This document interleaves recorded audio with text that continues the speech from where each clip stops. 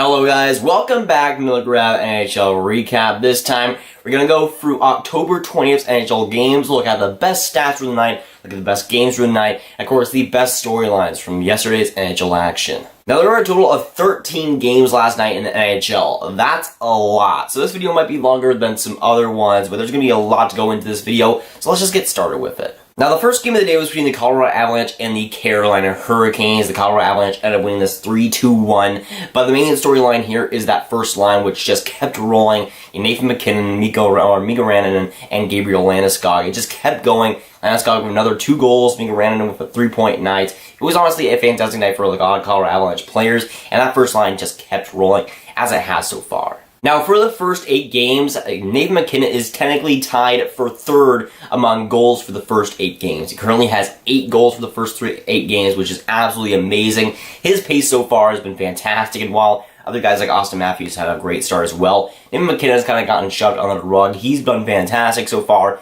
as really making last year's performance not really a one-year wonder. But now Colorado jumps up to a 5-1-2 record, starting out a lot better than I thought they would. And Carolina Hurricanes, I think I've lost 3 straight now, something like that. They're now at a 4-3-1 record, still good, but they're going to have to rebound next game to really prove themselves again as a top 10 team. The next game between the Philadelphia Flyers and the New Jersey Devils was a close one. It was 3-2 with a minute left, but then a couple of empty net goals by the Philadelphia Flyers ended up widening the gap. But it was a close game here, a nice Metropolitan Division battle between Nico Hischier and Nolan Patrick. Nolan Patrick getting the advantage, getting a goal after being on the injured list for a couple weeks.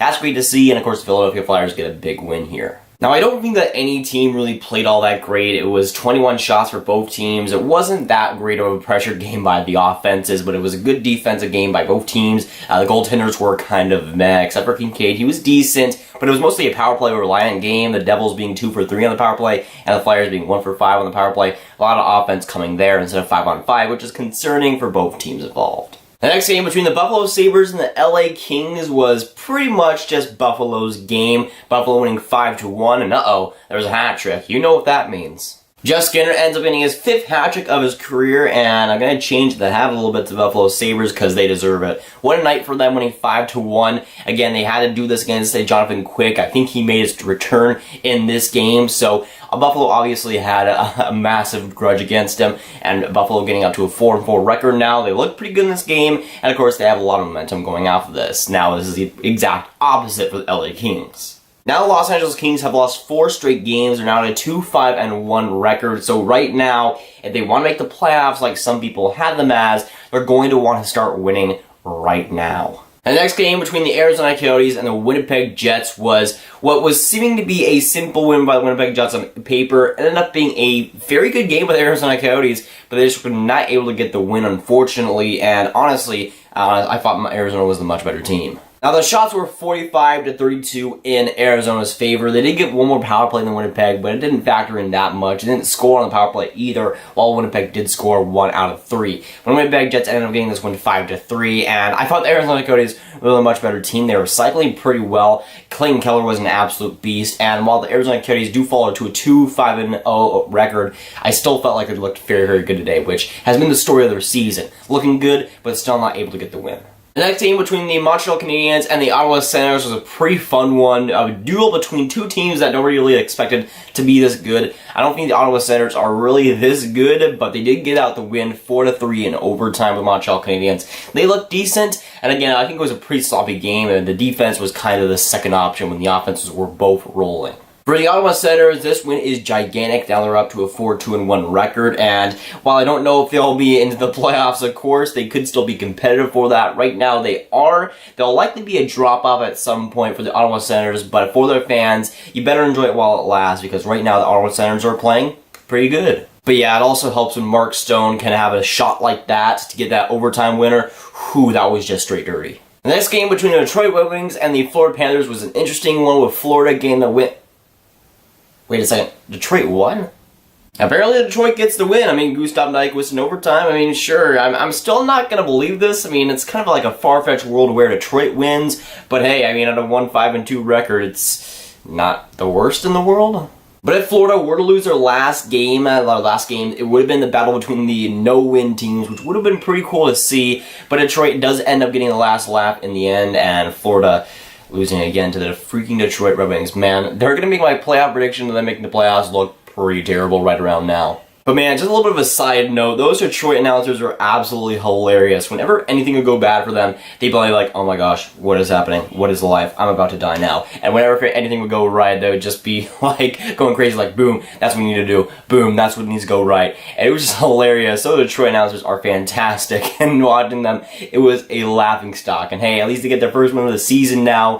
And hey, at least they aren't going 82-0 now. The next game between the St. Louis Blues and the Toronto Maple Leafs was a St. Louis Blues win 4-1, and early into the season, it's considered an upset since St. Louis hasn't gone off to a great start, and Toronto now has lost 2 straight games now, and they're looking obviously human. In the first few games, they were obviously amazing, but that offense looked pretty pedestrian, to say the least, in this game. Now, with 4 power plays, the Toronto Maple Leafs are only able to get 23 shots on net. I thought their offense looked pretty average. It just was not how it was pegged to be in this game. And of course, guys like Austin Matthews, John Tavares didn't have the greatest game there. So I'm going to give them a little bit of a pass. But for Toronto, the offense just wasn't there, and it wasn't there as we normally expect it to be. It might be a one-off game, but again, the Toronto Maple Leafs have now lost 2 straight games. So there is some concern there about their offensive output staying consistent, and that's what they need to be doing if they want to get those wins. The game between the Chicago Blackhawks and the Columbus Blue Jackets was all Corey Crawford. He might have returned to the NHL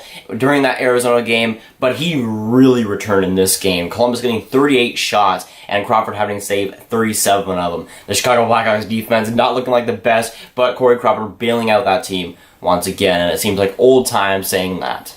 I don't think Chicago in any way, shape, or form deserved this win, but Corey Crawford definitely gave them the advantage. Now Chicago is up to a 4-1-2 record, looking pretty good. I'm not buying into them just yet. Again, it is pretty early into the season, but right now Corey Crawford had an amazing game, which is very promising for Chicago and their fans. Next game between the Minnesota Wild and the Tampa Bay Lightning was an overtime thriller, with Minnesota getting the edge 5-4, but it was back and forth. Both teams copped up the puck and copped up the lead quite a few times, and honestly, both offenses looked pretty good, and the goaltenders were pretty measly. I'd probably say that this is Minnesota's best game of the season, which isn't saying much because they didn't do amazing in this game, but their season has been pretty terrible so far, at least offensively, that I think this has been their best game. Versus Tampa, they did cop. I think Tampa should have gotten this win, obviously. They had the lead a couple of times. They should have locked it down. Andre Vasilevsky was not as good as he needed to be, and I think that's one of the main reasons why Minnesota won. I love Andre Vasilevsky, but I'm going to call it when he does have a bad game, and that was definitely a bad game for him.